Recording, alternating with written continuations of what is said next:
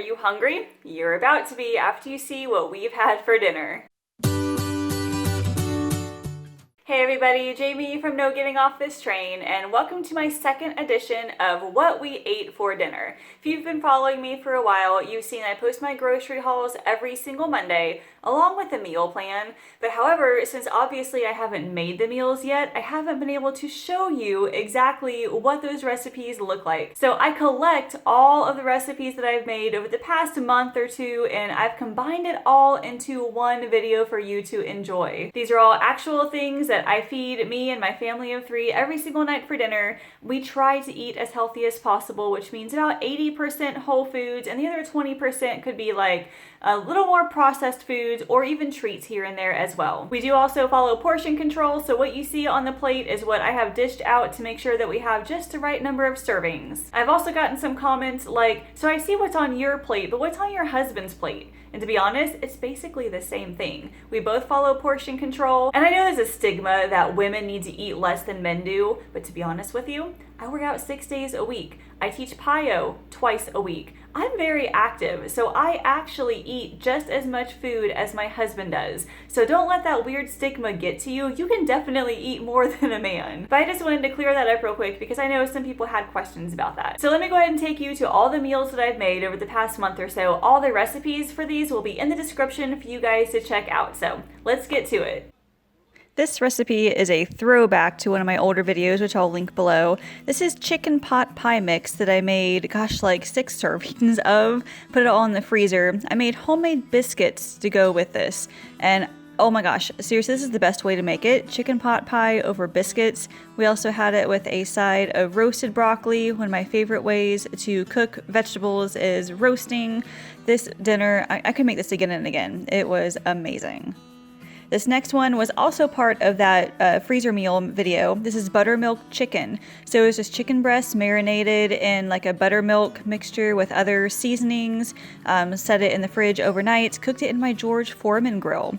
So I chopped it all up and put it in salad. You can see there's some lettuce hiding under there as well as some tomatoes. I cooked up some quinoa in my rice cooker. Then I put some shredded cheese on top.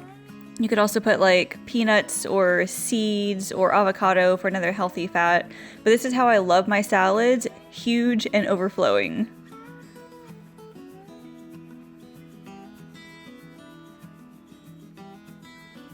Then this next recipe is also one of my favorites. This is called chicken sausage broccoli pasta. And I hope you don't mind 2 different kinds of pasta here. But I cooked up the pasta, and this is sliced chicken sausages in there. Then there's some onions, a little bit of Parmesan cheese. This serves it serves 4, but it makes a ton of food. And then that is just fresh broccoli that was steamed just a little bit with the pasta. I also steamed up some frozen green beans in the microwave, just a little bit of butter on top. This is one of our favorite ways and easiest ways to make a side of vegetables. It's just use from frozen. I always keep a few bags of frozen veggies in the freezer, and it makes for a really easy side item. This one is my favorite recipe for chickpea curry. I've made a few in the past, but this one tops them all. You can make it in the Instant Pot, or you can just cook it on the stovetop. But it's just chickpeas, coconut milk, sliced carrots, diced tomatoes, a couple other seasonings, and I cooked that up. I put rice in my rice cooker, and then I used like 1 or 2 bags of frozen stir-fry veggies. That is the easiest way for me to get like a good variety of like the Asian blend, and it's super cheap at Aldi, like $1.75 a bag or something like that. But I just, I think I cook them in the microwave, or I even actually just put it in the mixture and heat it up that way. But this one also makes a ton of food and is a really good vegan recipe. This is just ham and cheese wraps. The ham is the Members Mark brand, and I actually bought it from Mr. Max from the freezer section, so it was super cheap. We used it in a couple other different recipes, but today we used it as ham wraps. So I have some sliced Swiss to go on top of it, a little bit of spinach, some pickles. I also put Dijon mustard on it afterward. And then once again, another favorite side, frozen green beans steamed with a little bit of butter. I like to put Cajun seasoning on top. It's super, super good. We also have a side of grapes to go with it to kind of round out the fruit and veggie ratio. But this is a super simple and cheap dinner. And if I could, or if I remember, I would definitely have like a sandwich or a wrap on the menu at least once a week. Then this next recipe is a good vegetarian one. This is a black bean and sweet potato casserole. You just mix a whole bunch of stuff together like tomatoes, black beans, salsa, sweet potatoes, and then you layer tortillas in a casserole dish and you just kind of layer all this stuff on top. There's cheese in there, so you can make it vegan by taking out the cheese. I served it with some sour cream on top and then some applesauce because I didn't have any other vegetables that would go with it. But as you can see, this made a whole lot of food as well. We also put a little bit of the Cajun seasoning on top and it was really good. You may have seen this one from my Thanksgiving leftover video. This is the zesty Italian chicken, which we use turkey instead of chicken.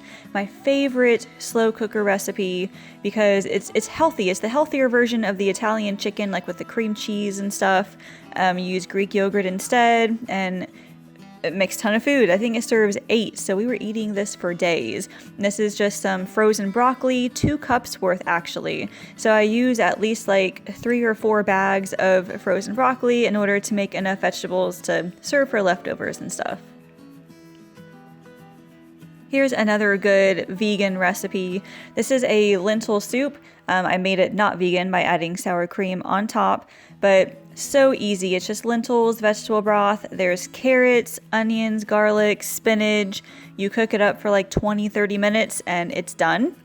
You could add cheese to it if you're not vegan. You could add the sour cream. I served mine with grapes. I was going to make some homemade bread to go with it, but I was feeling a little bit lazy. There's also, I just realized, no, it's not vegan, it's vegetarian because there's butter in it. But you could take out the butter and just add some extra olive oil and it would be just fine.